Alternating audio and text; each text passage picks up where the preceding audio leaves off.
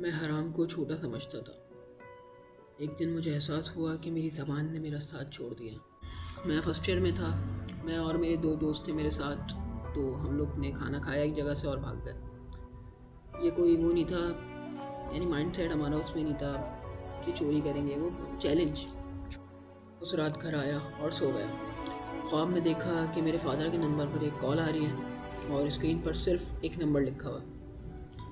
میں نے کال پک کری، کان پہ لگائی تو کوئی آواز نہیں، بالکل خاموشی۔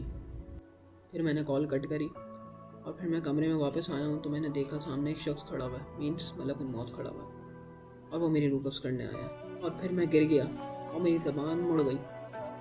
میں کوشش کر رہا ہوں کہ میں استغفر اللہ ربی واتوب الیہ پڑھوں، لیکن میں نہیں پڑھ پا رہا تھا، میری زبان ٹیڑھی ہو گئی۔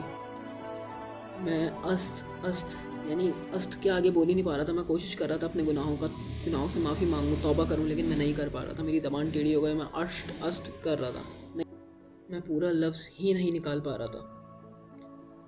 حقیقت کیا ہے کہ میری زبان ٹیڑھی ہو گئی تھی۔ جب میں سو کے اٹھا تھا تو میری زبان ٹیڑھی ہی تھی، جب میں اٹھا تھا میری زبان مڑ گئی تھی۔ خوف، اور سب سے بری بات کیا ہے، میں نے اس خواب کو سیریس نہیں لیا۔ پھر میں نے 2 دن بعد واپس خواب دیکھا کہ وہی شخص کھڑے ہیں اور مجھے صرف دیکھ رہے ہیں۔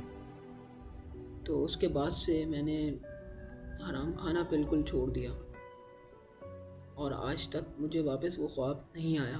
بس مجھے اپنی مڑی ہوئی زبان یاد ہے، باقی میں آپ لوگوں کو ڈرانا نہیں چاہ رہا تھا۔